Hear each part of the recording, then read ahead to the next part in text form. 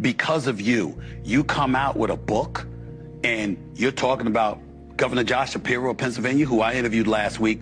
Oh, he was too ambitious. So she didn't want Josh Shapiro because he was too ambitious.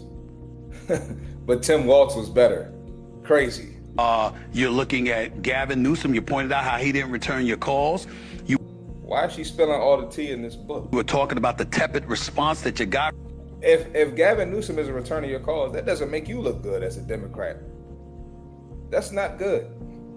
Probably should have kept that to yourself. From Michelle and Barack Obama, you talked about Biden and how, it shouldn't have been about egos and all of this stuff. Nobody wants to hear this now. This is the problem. And this is why I believe her political career is over. Now, everyone is upset at Stephen A. Smith for telling the truth, but I don't see any lies here. Maybe her political career is over, maybe not, but it's going to be tough for her in 2028 if she decides to run for president again. And everyone's calling Stephen A. Smith a coon, a Sambo.